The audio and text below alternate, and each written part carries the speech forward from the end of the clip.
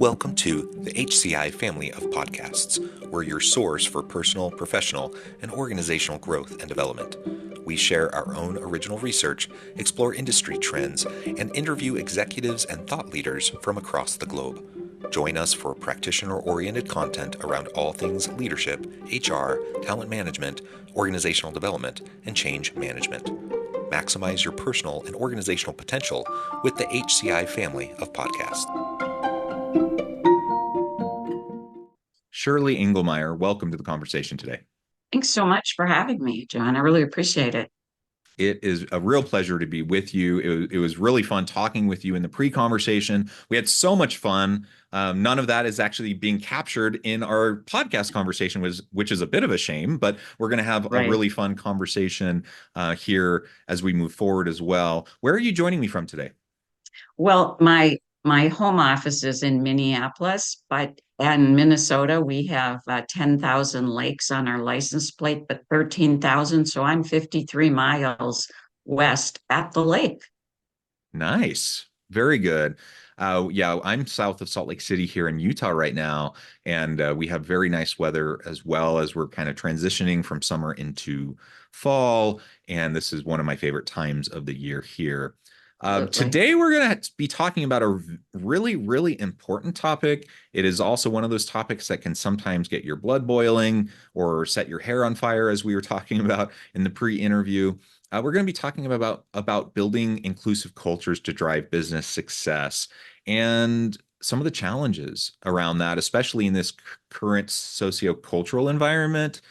You know, how it's been made so difficult to even have these conversations today. So as we get started, I just wanted to share Shirley's bio with everyone, and then we'll jump right on in. Shirley Engelmeier, founder of Inclusion Inc., has been a pioneer in diversity, equity, and inclusion for over 25 years. Since 2001, she has guided Fortune 500 companies and emerging organizations in developing and implementing DEI initiatives that enhance employee engagement, productivity, and innovation. An advocate for profitability of DEI, and she addresses anti-DEI pushback with extensive research, emphasizing its crucial and critical role in modern business strategy. Shirley, anything you would like to add by way of your background or personal context before we dive on into the conversation? Nope, I'm good to go. Thanks. All right. Well, let's maybe start with just a brief foundation around why this is just so important to the modern workplace from a business case perspective. And then we'll dive on into kind of the human case, as well as just why there's so much, pushback on DEI conversations and what we can do about it.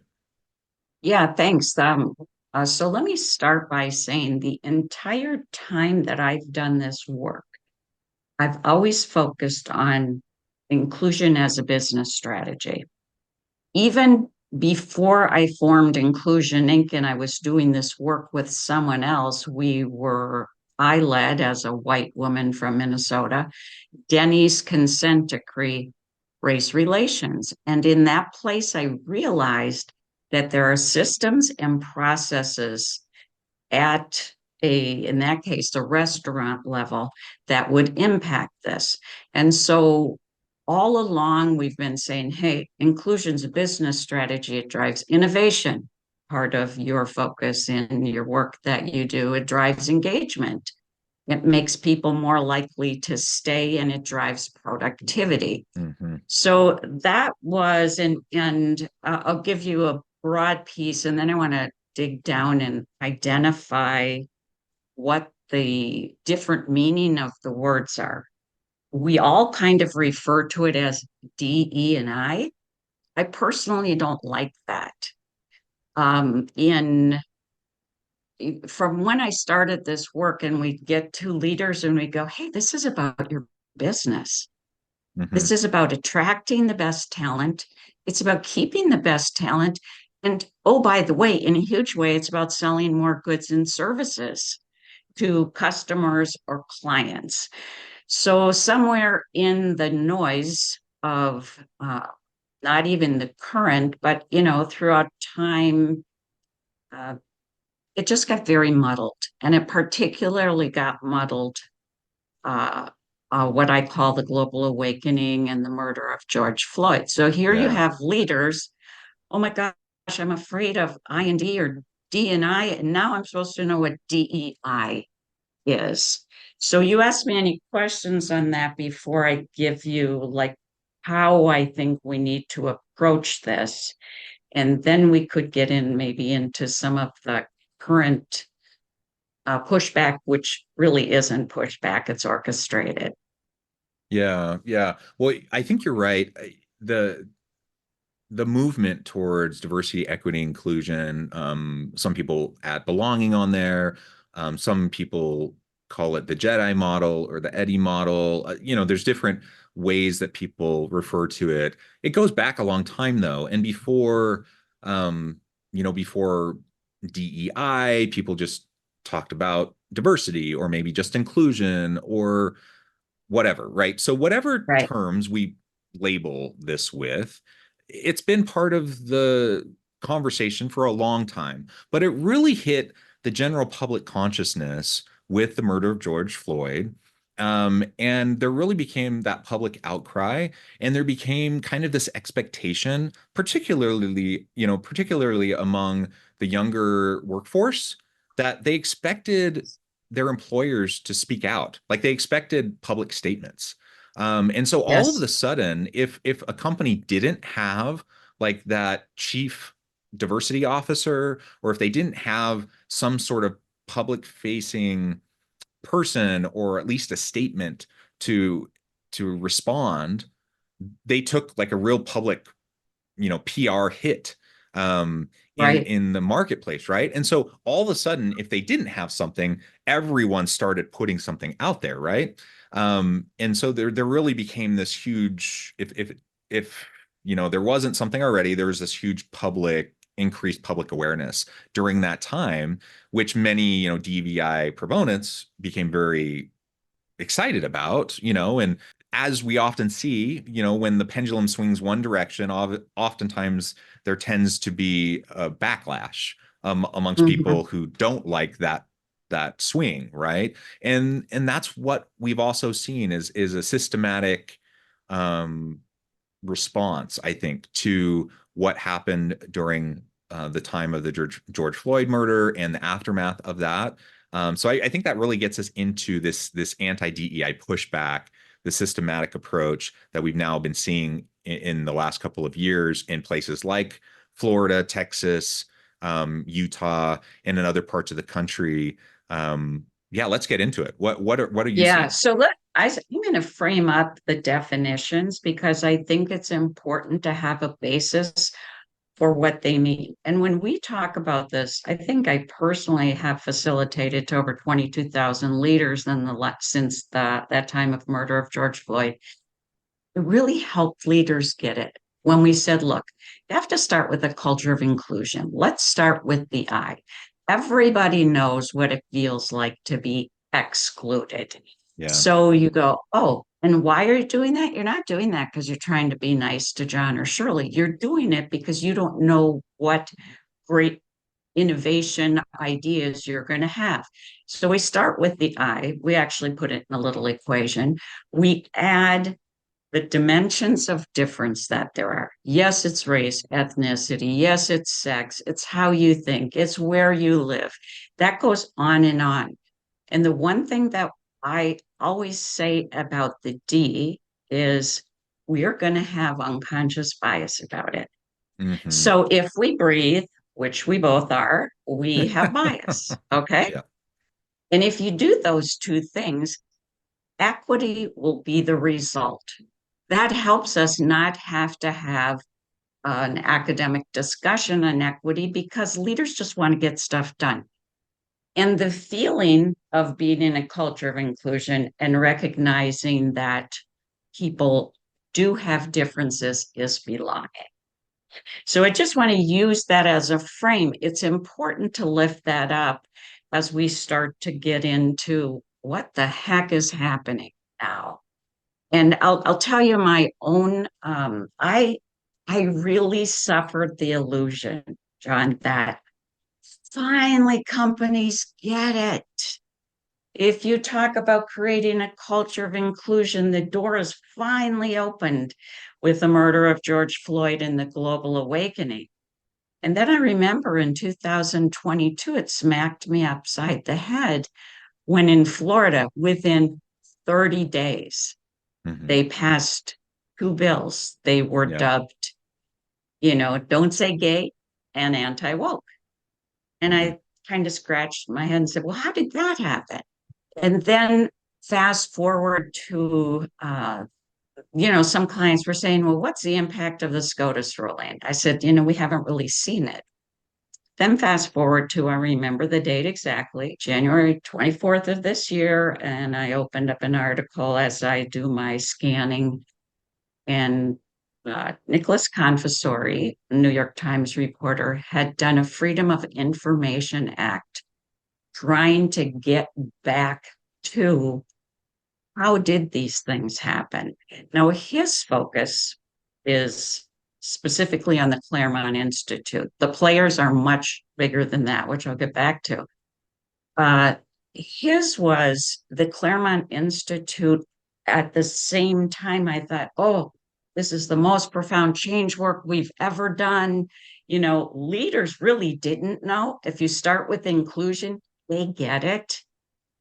And then I realized the entire time we were working on that, they were doing this strategic disinformation campaign. They decided behind the scenes that you should go after white men as being discriminated against. Some really crazy things like the Constitution is only for Christian white people. And then you wind up with, oh my gosh, that started the same time. Then you wind up with legislation in Florida, Texas, Utah, where you are, because the Claremont Institute said, here's the legislation, just go implement it. So the first point I want to make to people is this is not real. It's fabricated. It's the function of a very well financed strategic campaign from what I would call a fringe group of people trying to, you know, pass their way of thinking. I believe I kindly call them ideologues and ideology. And in fact, that Nick Confessori article, it pretty much lit my hair on fire. And I go, oh my gosh, I have to write a white paper on this. And I kept researching and researching. And then I go, I have to write a book on this. I have to lift this up so that I can show what's the source of it, how it's ill defined, which we can explore, because it's not defined the way I defined it. Yeah. It's like fabrication of things to make everybody afraid and for corporations and universities to power in the face of this. I get pretty lit up about this. Yeah, let's talk about how they're doing this, setting up the Sure. conditions for people to cower. I like how you just said that.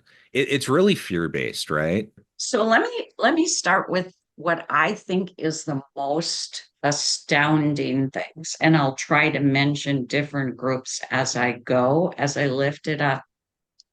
It's the highly affluent already achieved their position in life, high influence, mostly uber wealthy white men who are the drivers behind almost all of this. Hmm.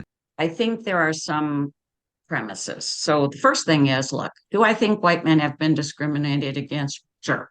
But that's not what the overall data pattern is. If you look at McKenzie and Lean In, and they've been doing this since 2014. There hasn't been a change in this very first rung of the ladder. And this is important, I think, again, for us to align on.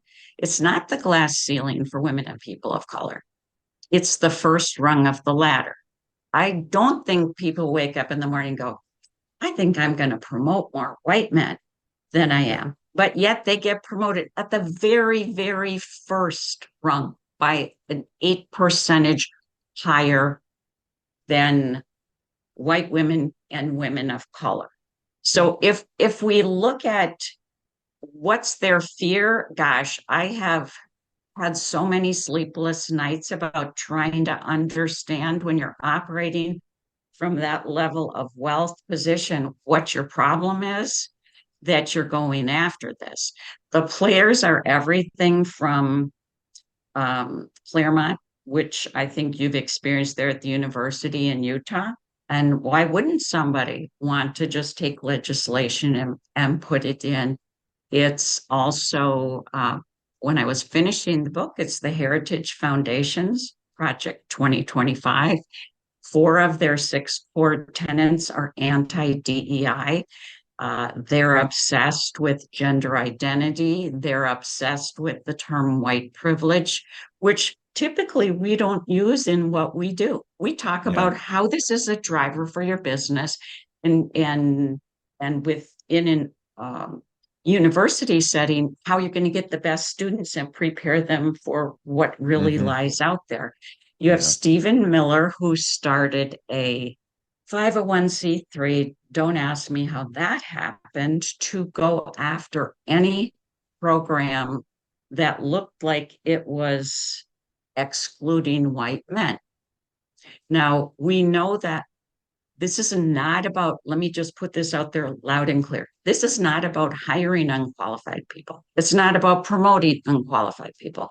It's simply saying the pool of talent that's out there right now doesn't only look like my husband, who's white man, Yeah. and my two sons that are white men. You Hmm. just can't achieve the goals that you need to.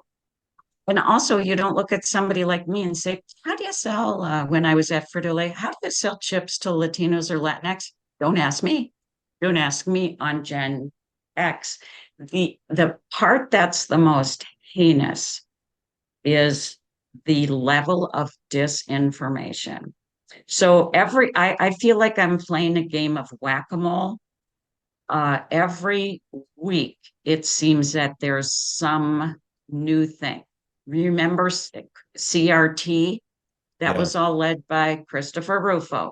He's out of the Manhattan Institute. Oh, guess what? That went its way. So now he's an anti-DEI guy. A 35-year-old man whose last name is Starbuck, not to be confused with coffee, has gone after Tractor Supply, John Deere, Harley, Jack Daniels. And just, I have this in front of me and I want to read it just so I really am not making this up.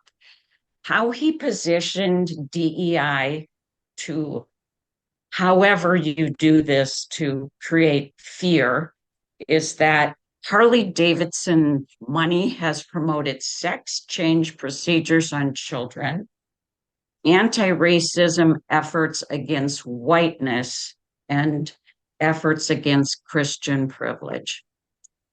If that's really what it stood for, I too might be upset. Yeah. Except that is the level of disinformation or no information. For the research I did for the book and continue to do, I have never once found a definition of woke, but it's anti woke. And that seems to cause the crazy response. So, my mission with my new book that I came out with, I shared this with you ahead of time. This is a scary cover. And we want it to be a scary cover for those of you listening. It's black with really, you know, uh, letters that really pop out. It's, unraveling the anti-DEI ideology. Wait, stop, time out, enough. And getting back to why DEI matters. I think a book like this is super necessary at this point in time. Getting past ideologies is super important. Like as a university professor, and universities are often under attack for, indoctrinating the younger generations is kind of an attack or an argument that often gets made or that I hear here in Utah, for example. That couldn't be farther from the truth. Like I'm all against ideologies. Like across the board, I am not a fan of ideologies. I want people to be critical thinkers. I want students to be critical thinkers. I want to prepare critical thinkers to go into the world and to challenge ideas and to to push back on structures and systems and to not just take what people say at face value, but to really challenge it, right? And so regardless of the ideology, I think it's healthy for us to challenge it and to push back. And certainly these types of anti-woke ideologies or this anti-DEI ideology is something that we need to challenge, and it's something that is can be really damaging. So I applaud you for the work here. I applaud you for the book. And I too believe like we need to retake the efforts towards diversity, equity, and inclusion and belonging, whatever words you want to throw out there, whatever however you want to frame it. This is important work. It's important work because the business case is so strong for this. The human case is so strong for this. We all Right. want to work in a safe, inclusive environment where we can all bring our true, authentic self to the workplace where we can feel safe, where we can contribute in meaningful ways. We all want that. Nobody wants to go Right. to a workplace where we don't feel safe, where we can't contribute. And so let's reclaim, the opportunity to talk about these issues and to create those types of safe environments. That's my hope. And I wish, we can I wish we were in an environment today where that could happen, but it's really tricky. And I hope everyone who's listening or watching today will be bold enough to have these conversations in your workplaces. Yeah, thank you. On the book, I felt possessed to write it. I just every morning I'd wake up and a download would come through. And I really think organizations, universities, they need to get the courage to tell the truth about what they're doing. You're Yeah. doing this, you're getting you want inclusion so you can drive your best ideas. You're getting a group of people to work there and promote within your organization because hello, those that have the most diverse executive teams, and I'm on the D, outperform their peers by Mhm. 39%, McKenzie. Yeah. So we're as in the work that we're doing now, we're encouraging companies, please do not cower. Say you're going to sell all the growth in the US is from multi-ethnic, multiracial people. 30% of the growth by 2026. They all want a piece of that. But yet there's something about the fringe attack that they fold. They fold even before they're maybe even attacked. And that happened, I think, with Jack Daniels or the last one that came through. So it's very heavy lifting and it's going to negatively impact business. It's going to negatively impact people wanting to contribute. It's huge. Yeah. Like you said, do not cower. Let's be bold. Let's be brave, courageous. It's important. We got to carry it forward. We got, in my case, I want to be an ally. I want to be courageous. Um, use the privilege that I do have in support of others who may not have that same privilege. I appreciate it, Shirley. Thank you so much. I note the Thank time. you. We've been having a super fun conversation. I need to let you go and get on with your busy day. Before we wrap things up, I just wanted to give you a chance to share with the audience how they can connect with you, find out more about your work, where they can find your book, Sure. and then give us a final word on the topic for today. Yeah. So you can find us at inclusioninc.com. Love to share with you the approaches that we're using in general that make sense to business. We also started a Stop Anti DEI.com, which takes you back to our website. And the book is available in ebook only on Amazon for $8.99. My big thing to people is this is not an organic pushback. It is a highly orchestrated, well-funded result of ideology that's trying to shape the narrative to close these programs down. So thank you so much, John. Thank you. Thank you for taking the time. I encourage my audience to reach out, get connected, find out more about what Shirley can do for you. Check out the book. And as always, I hope everyone can stay healthy and safe, that you can find meaning and purpose at work each and every day. And I hope you all have a great week.